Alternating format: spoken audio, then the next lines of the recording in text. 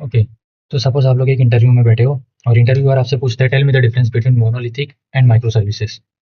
तो अगर आपको इसका जवाब नहीं पता तो चलो स्क्रीन पे देखते हैं। मोनोलिथिक आर्किटेक्चर में क्या होता है कि हमारा जो भी एक प्रोजेक्ट है वो एक ही रूट फोल्डर के अंदर होता है। हम सारी सर्विसेज इस एक फोल्डर के अंदर बनाते हैं। लेकिन माइक्रो सर्विसेज में हम हर हमारे पूरे प्रोजेक्ट को हम मिनी प्रोजेक्ट्स में डिवाइड करते हैं। जैसे यूजर सर्विस एक मिनी प्रोजेक्ट हो गया, प्रोडक्ट सर्विस एक मिनी प्रोजेक्ट हो गया, ऑर्डर सर्विस एक मिनी प्रोजेक्ट हो गया। अभी इससे फ़ायदा क्या होता है कि अगर हमारा डेटाबेस क्रैश हुआ या हमारे नेटवर्क में कोई भी प्रॉब्लम आया, तो हमारा पूरा प्रोजेक्ट का सर्वर डाउन हो जाएगा, हमारा पूरा प्रोजेक्ट शट डाउन हो जाएगा। लेकिन माइक्रो सर्विसेज में अगर किसी हमारे एक मिनी प्रोजेक्ट में एरर आते हैं, सपोज यूजर सर्विस काम करना बंद कर दिया, तो हमारा प्रोडक्ट सर्विस के इसके ऊपर कोई इफेक्ट नहीं पड़ेगा। हमारे ऑर्डर सर्विस और हमारे पेमेंट और हमारे जितने भी अलग अलग सर्विस है, इन सब पे कोई भी फर्क नहीं पड़ेगा। अभी ये सब आपस में कम्युनिकेट करती है रेस्ट एपीआई के थ्रू।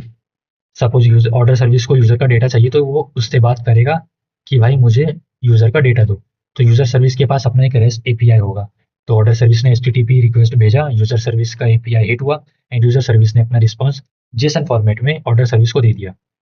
अब इसका फायदा क्या होता है?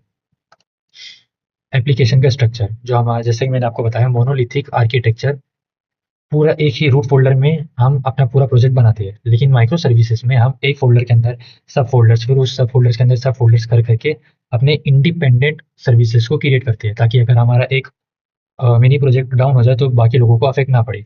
डिप्लॉयमेंट, अगर हमने मोनोलिथिक में एक छोटा सा भी चेंज किया तो हमें पूरा का पूरा प्रोजेक्ट रीडिप्लॉय करना पड़ेगा।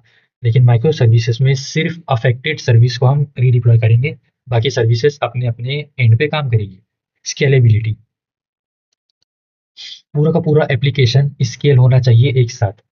आप ऐसा नहीं कर सकते कि आपने एक सर्विस बड़ा बना दिए तो दूसरे सर्विस को हम एज इट इज छोड़ दें। नहीं, अगर आपने कोई एक चीज़ में चेंज किया तो वो आपको आगे भी चीज़ों को भी कंपेटेबल बनाना पड़ेगा। लेकिन माइक्रो सर्विसेज में सिर्फ जो रिक्वायर्ड सर्विस है उसके हमें स्केल करना है। सपोज डेटाबेस हमारा फुल हो गया तो यूजर्स का डेटा बढ़ा सकते हैं हम। यूजर के लिए डेटाबेस बढ़ा सकते हैं और हमें उसके लिए पेमेंट गेटवे या कोई और अदर सर्विस को छोड़ने की ज़रूरत नहीं है। जो टेक्नोलॉजी स्टैक होती है मोनोलिथिक में, हम एक ही लैंग्वेज यूज़ करके अपना पूरा प्रोजेक्ट बनाते हैं। लेकिन माइक्रो सर्विसेज के अंदर हम अलग अलग लैंग्वेज यूज़ कर सकते हैं। सपोज आपने यूज़र सर्विस बनाया जावा के अंदर, मगर पेमेंट गेटवे का लॉजिक आप लिख रहे हो नोड जेएस के अंदर। तो ये फ़ायदा होता है माइक्रो सर्विसेज का। अगर आपका प्रोजेक्ट छोटा है तो you can go with monolithic architecture. और आपका प्रोजेक्ट अगर स्केल करने वाला है, अगर एक बड़े लेवल पे है, तो आप यूज़ करोगे माइक्रो सर्विस आर्किटेक्चर।